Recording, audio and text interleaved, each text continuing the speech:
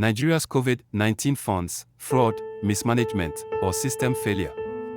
In 2020, the world shut down.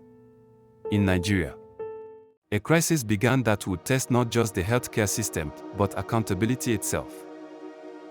Billions were allocated to fight COVID-19. But years later, a troubling question remains: where did the money go? Part 1: The pandemic hits Nigeria. COVID-19 reached Nigeria in early 2020. The government under Muhammadu Buhari responded with lockdowns, emergency funding, public health measures.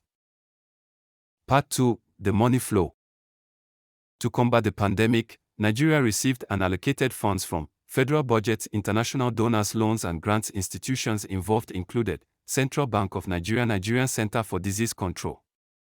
Billions of naira were mobilized in record time. As the pandemic unfolded, concerns began to surface. Reports included delays in distributing relief materials, lack of transparency, confusion over spending. In late 2020, shocking scenes emerged. During unrest linked to the End SARS protests, citizens discovered warehouses filled with food supplies, COVID-19 palliatives, items meant for struggling families, sitting undistributed. The reaction was immediate. People asked, why were these supplies not distributed? Who was responsible? Trust began to erode. Nigeria's Office of the Auditor General of the Federation and other oversight bodies began examining COVID-19 spending. Findings highlighted issues such as missing documentation, procurement irregularities, weak oversight systems. However, not all findings equaled proven fraud. This distinction is critical. Fraud means intentional theft or corruption. Mismanagement can mean inefficiency or poor coordination.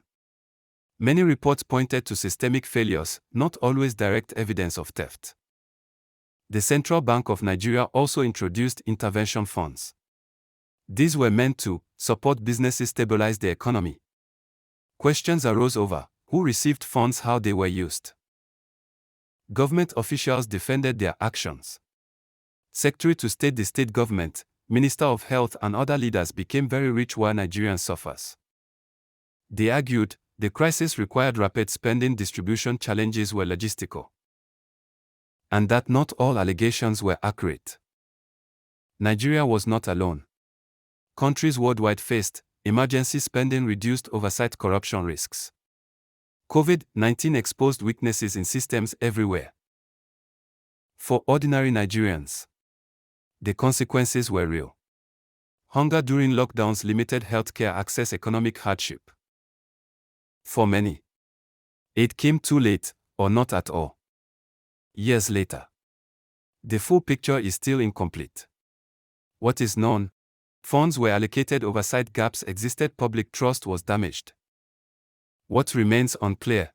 The full extent of misuse, whether all funds were properly accounted for. The pandemic revealed key lessons. Transparency is critical, emergency funds need strong oversight, public trust is fragile.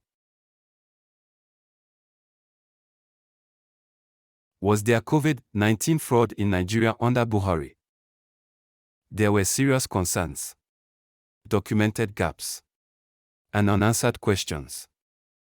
But the line between fraud and failure remains under investigation. And for millions of Nigerians, the difference mattered. For more in-depth investigations into global events, subscribe and stay informed.